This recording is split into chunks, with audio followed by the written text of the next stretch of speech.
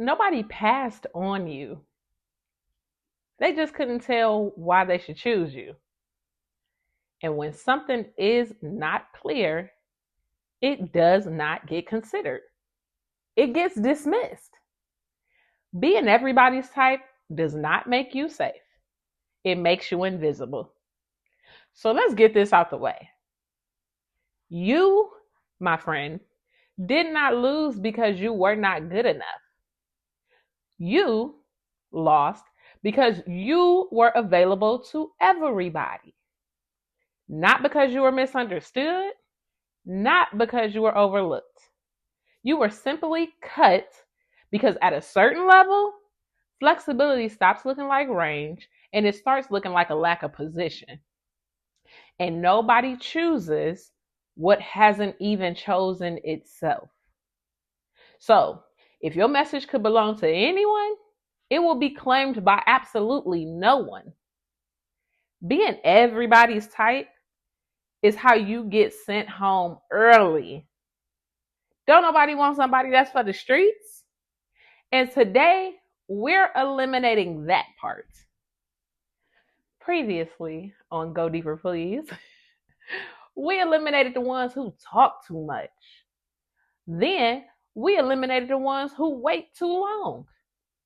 The ones who thought hesitation meant potential.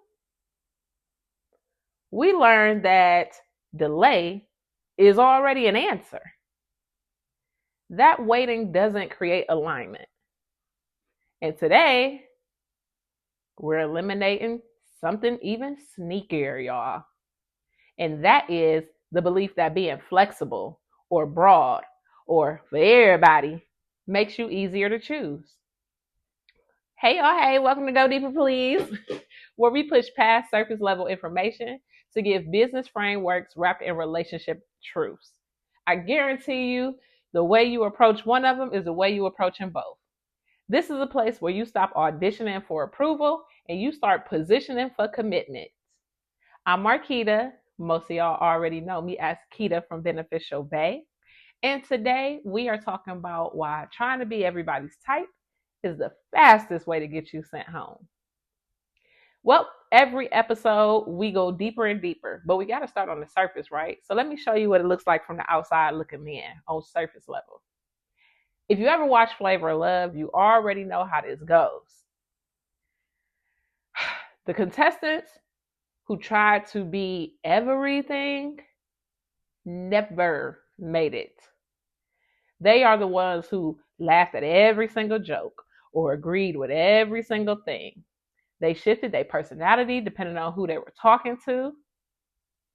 Gone. Simply cut. And it wasn't because they were fake, but it was because they weren't anchored. They never took a stand. Flavor didn't choose based on flexibility. Flav chose based on who fit, right? The same rules apply in business. And here's the truth that stings just a little bit to wake you up, hopefully. Trying to appeal to everybody does not make you inclusive. It makes you invisible and forgettable. People don't choose what blends in. We choose what knows who exactly it's for. And if your business sounds like it could help everybody or anybody, it won't feel like it was tailored, made, and built for somebody. So let's go deeper, please. I'm about to tell y'all why it's not that deep. Stick your toe in. And here's actually where a lot of y'all get it wrong. So we're going to make this plain because most people think that they being specific and they're not. Y'all, number one, describe yourself instead of the problem.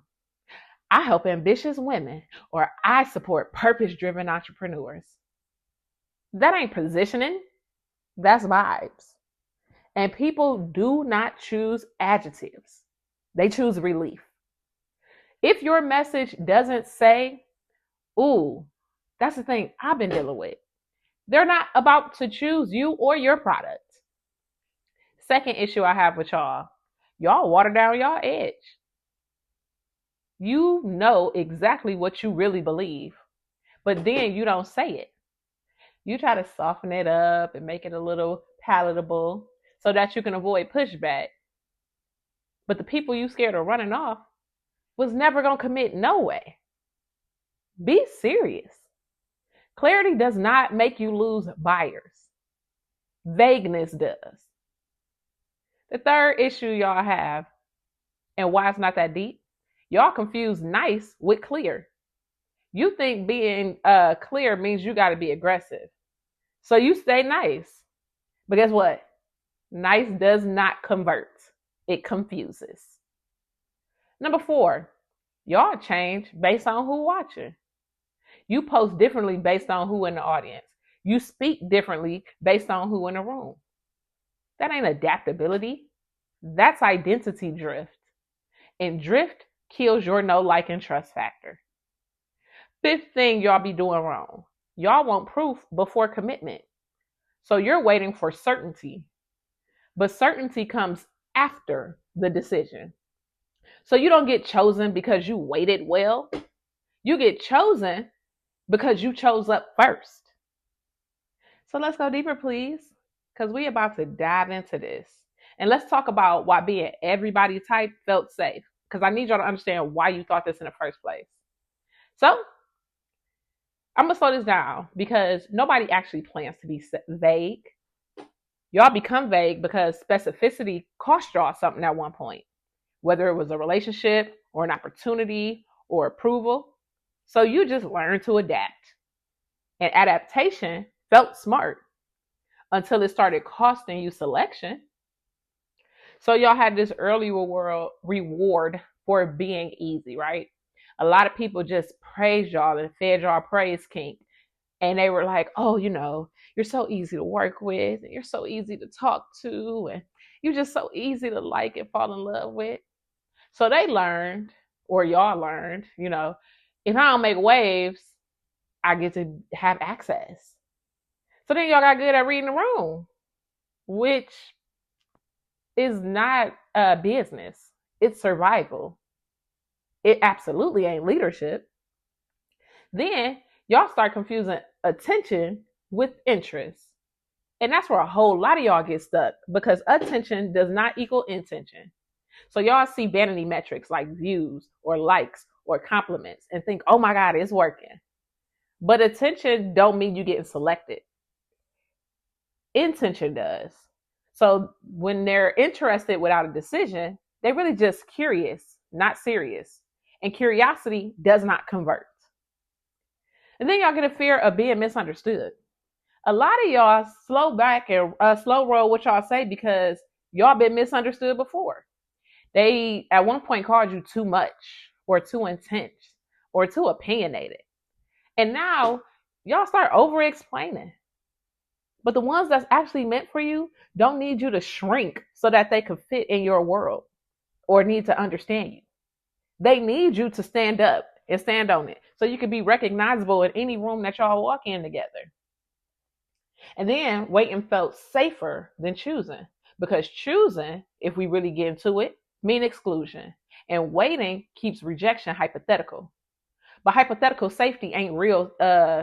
It makes you stagnant, right? And stagnation feels like confusion when it's really avoidance. So let's go deeper. And we're going to do this whole framework. This one is how you know you're in the wrong room. Because when you're not being chosen, it's only 3 reasons why. Option number 1, you in the right room, but you're not representing yourself correctly. So you belong there, but you soften your standards.